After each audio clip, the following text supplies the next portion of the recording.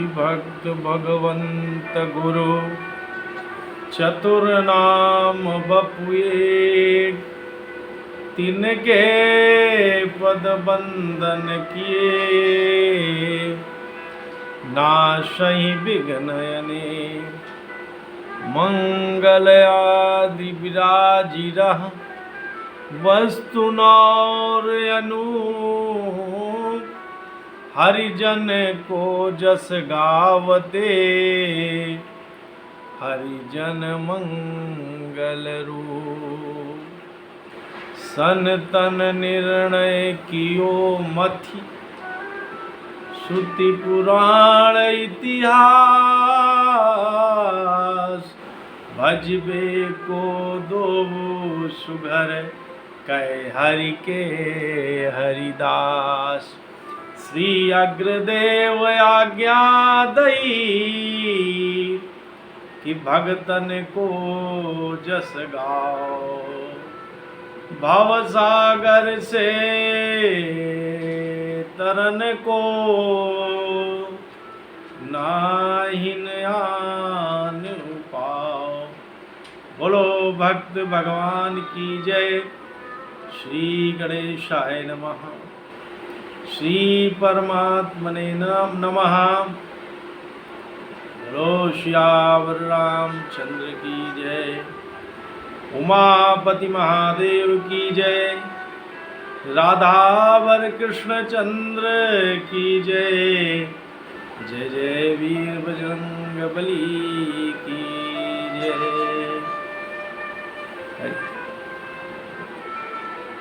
आज श्री रामानंदाचार्य भगवान के परम प्रधान शिष्य पीपाजी महाराज के चरित्र का हम लोग स्मरण करेंगे। श्री भक्तमाल कथा में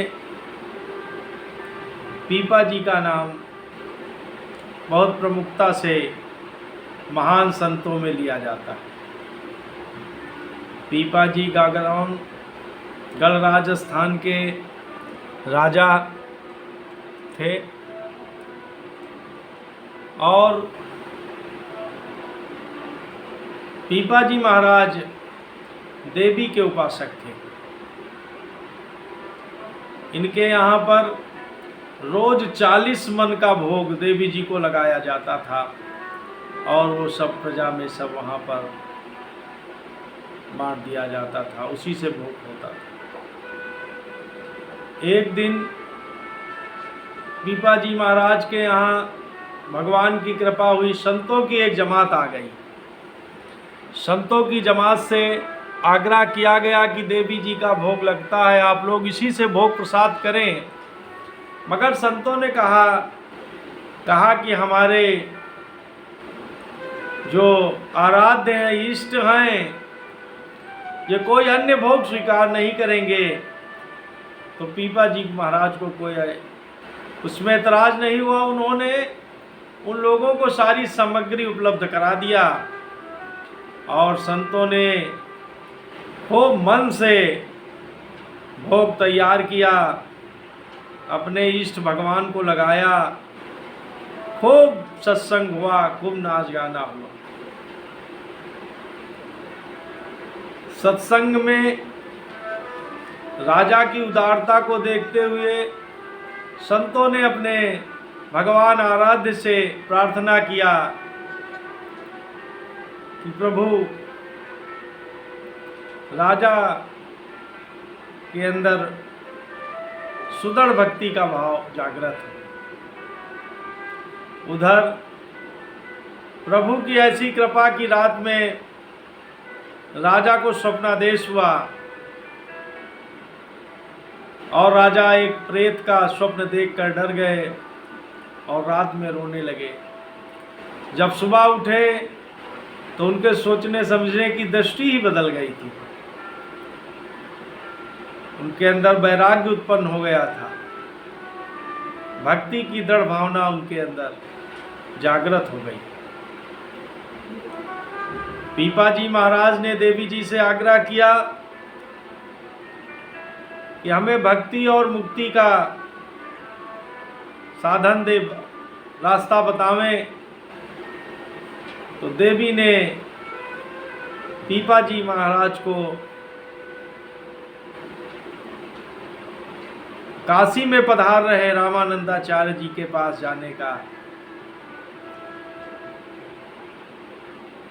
जाने के लिए प्रेरित किया, उनके मन में भाव बनाया। पीपा जी महाराज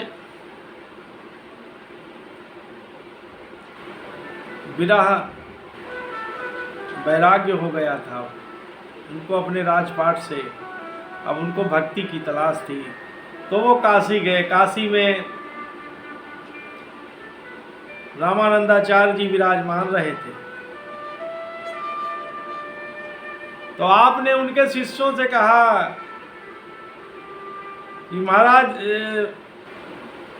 कि स्वामी महाराज जी से कहिए कि गागरौनगढ़ नरेश पीपा जी महाराज आपकी शरणागति चाहते हैं। तो शिष्यों ने जाकर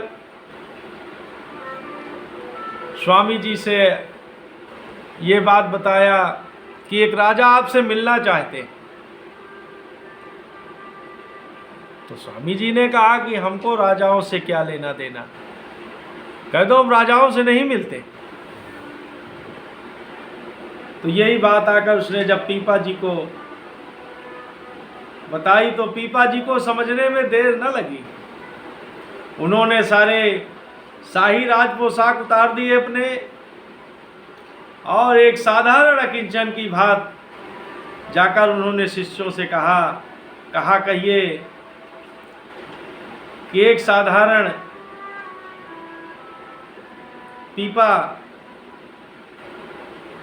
नाम का व्यक्ति आपसे शरणागति चाहता।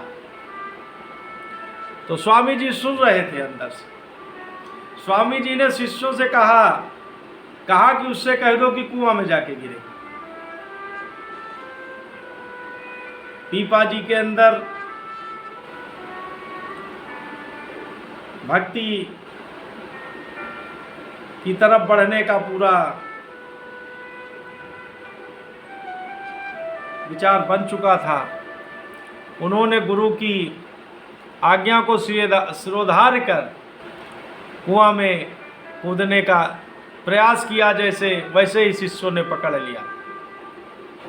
शिष्यों ने कहा कि गुरुजी ने हमसे कहा था कि जब वो कूदने लगे, कुआं में गिरने लगे तो उसको पकड़ के ले आना।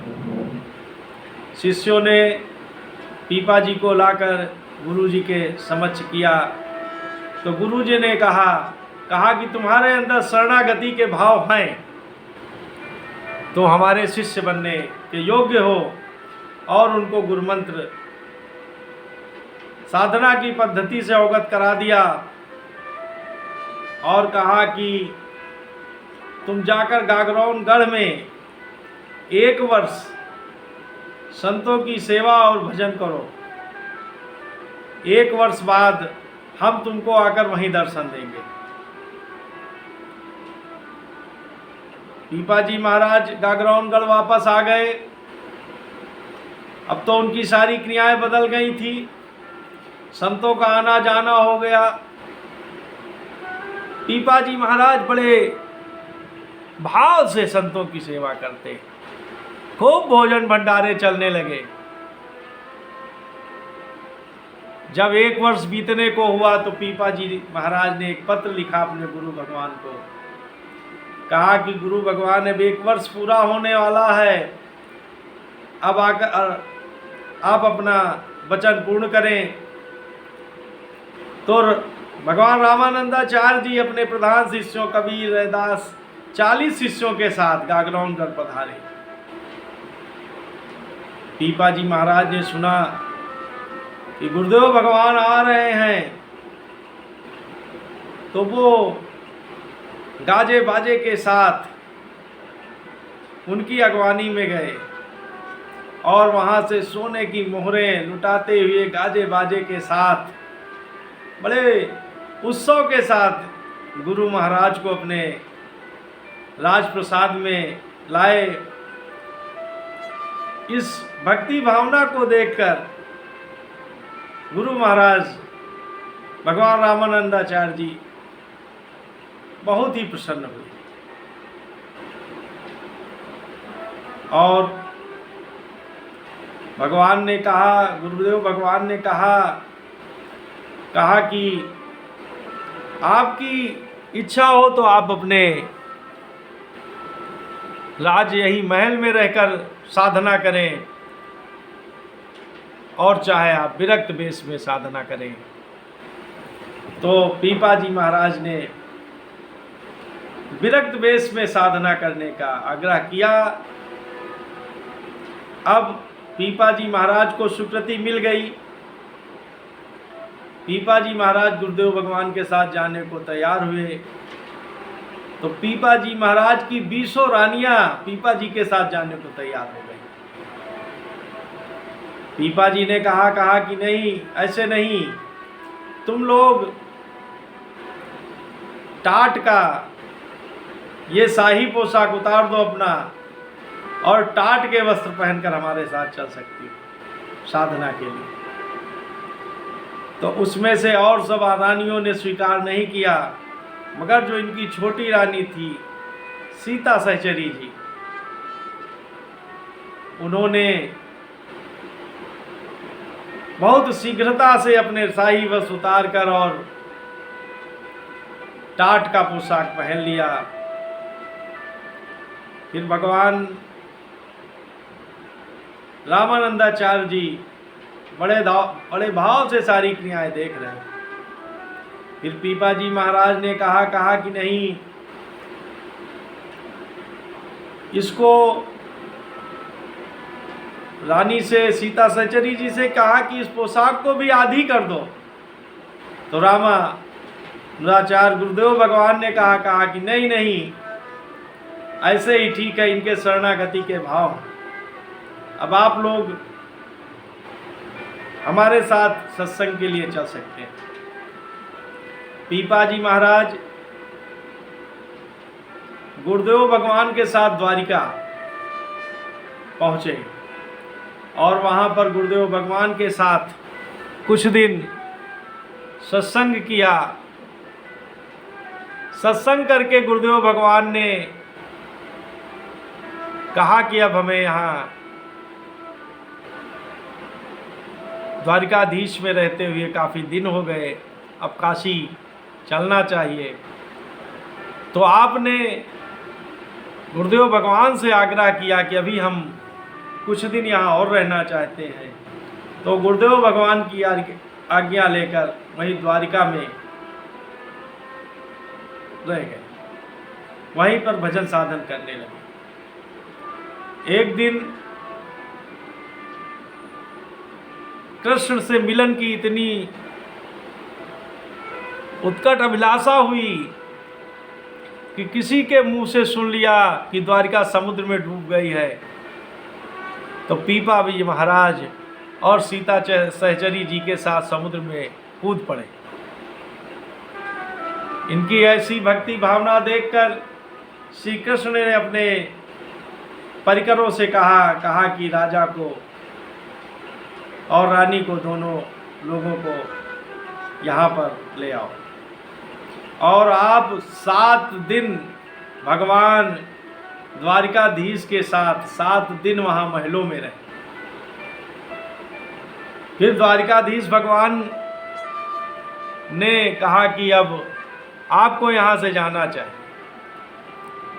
तो पीपा जी महाराज की जाने की इच्छा नहीं थी, मगर द्वारिकाधीश भगवान ने कहा कि लोग यही सोचेंगे कि राजा समुद्र में कूदकर डूबकर मर गया। आप जाइए और इस बात को सत्य करिए और वहाँ से आप पीपा जी महाराज शंख और चक्र की छाप लाकर आए। जब लोगों ने देखा कि ये समुद्र से निकल कर आ रहे हैं और इनके वस्त्र बिल्कुल सूखे हुए हैं, तो लोगों के आश्चर्य की सीमा न रही। तब पीपा जी महाराज ने उन लोगों को शंख चक्र की छाप दिया और वहीं भजन में लग गए। भजन करने और इस ख्यात को लोगों तक फैलने में कोई बहुत समय नहीं लगा और इनके दर्शन के लिए वहाँ पर लोगों का मेला उमड़ने लगा। तो सीता सहचरी जी ने कहा कि नाथ, अब यहाँ से हम लोगों को कहीं अन्यत्र जाना चाहिए, क्योंकि अब यहाँ हमारे भजन साधन में असुविधा हो रही है, लोगों का जमावड़ा बढ़ता जा रहा है। तो पीपा जी महाराज ने सीता जी सहचरी जी की बात को स्वीकार करके अन्यत्र भजन साधन जाने के लिए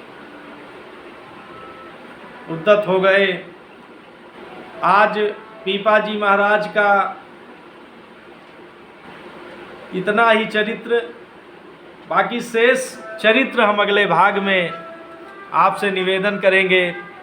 बोलो भक्त भगवान की जय, रामानंदाचार्य भगवान की जय, राधा माधव सरकार की जय, जय जय पीपा जी महाराज की जय, सीता सहचरी जी की जय, जय जय सियावर रामचंद्र की जय। योगेशं सच्चिदानंदं वासुदेवं व्रजप्रियं धर्म संस्थापकं वीरं कृष्णं वंदे जगद्गुरुं। निर्मल मन जन सो मोहि पावा, मोहि कपट छल छिद्र न भावा, मोहि कपट छल छिद्र न भावा। श्री राम जय राम जय जय राम, श्री राम जय राम जय जय राम। बोलो जय जय नारायण भगवान की जय। श्री कृष्णा अर्पणमस्तु। श्री कृष्ण। हरे नमः, हरे नमः, हरे नमः।